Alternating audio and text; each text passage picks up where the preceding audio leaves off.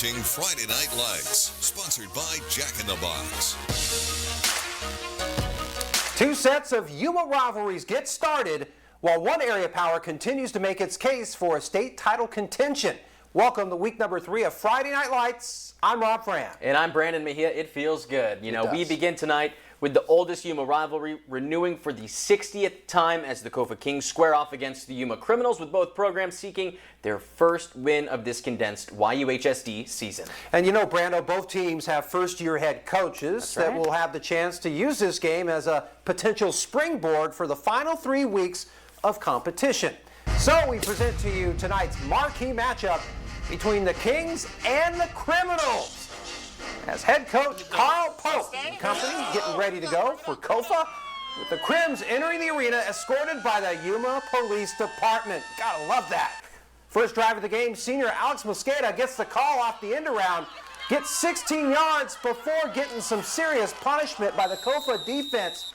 The drive would stall. Kofa's first possession, Alex Barone gets the rock, but while getting gang tackle, he gets stripped by Giovanni Robinson. Coach Seibel said this week they needed to get some turnovers. They got a huge one right there. They would capitalize on that momentum. Quarterback Janoa Medell finds Julian Goldsboro on the inside slant for a nice 19 yards. Crims on the move. A few plays later, Medell uses his elusiveness in the pocket to buy enough time to fire off this bomb to wideout Jacob Straub, and he was wide open for the effortless touchdown from 35 yards out. The Crims seizing the early momentum in this rivalry.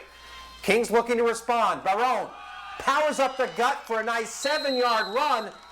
And after a few Yuma penalties, quarterback Justin Seipert Garcia finds Eben Rico out on the flat, and this is why he's dangerous. Powers through 2 Crim defenders to get Kofa on the board. The Crimson and White right back in it. And then on the extra point attempt, the Criminals come through with a big-time block. That play keeps Yuma ahead 7-6.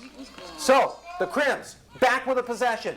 Medell, staying shifty in the pocket, launches another bomb. Guess who? Straub, who gives extra effort on his concentration to come down with the catch. Crims on the move, but the drive would stall. Mosqueda getting in on the flat, but a nice open field tackle by Diego Cancio. That's textbook tackling at its finest, folks.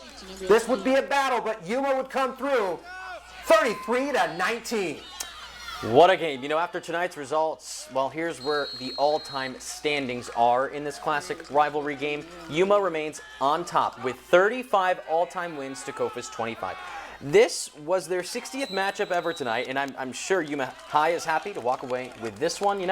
Incredible to see, though. This continues, and, well, Yuma High on top tonight. To break down the game a little more for us tonight, we go out there live to Doane Field, where Jasmine Arenas is with more. Good evening to you, Jasmine. Robin, Brandon, the magic in high school football lies in these rivalry games, and tonight the Yuma Criminals took on the Kofa Kings at home for their final matchup at home of the season, at least, and it was a great night for the Criminals. The 33-19 win was an exciting dub for the Criminals. The cheerleaders were excited, the team was excited, even head coach of the Yuma Criminals, Bo Seibel. And here to talk to me a little bit more about the game is the coach himself. Coach, thanks so much for doing this interview and for waiting for us as well. All right, Coach, big win for you guys tonight. Who do you assess the success to? Our seniors stepped up as a whole. Some players of the game, Alex Mosqueda had a great job. He had 4 interceptions for us. Jacob Straub had a nice onside kick recovery and also had some great great catches for us tonight. Definitely, Coach. And what does this mean for you all as a team? Your first win of the season, your first win at home as well. Anytime we're getting a win, we're building off it. Each week, obviously, we got to grow and we got to build. Now we're focusing on next week already and trying to getting ready for next week. And what did your speech to them look like tonight? Pre-game speech. We knew what they had, so we're just getting everybody ready, getting them focused in. Halftime speech is a little bit different. We had to get on them a little bit, focus them up a little bit, but they came out and responded very well the second half. All right, Coach. Thanks so much, and have a great night. Thank you. All right, again, a huge win for the Yuma Criminals, a 33-19 win tonight. Like Coach said, a lot of his seniors did step up tonight. We saw a lot of Eric Cervantes, a lot of Alex Mosqueda action as well. And these two always know how to work together on the field.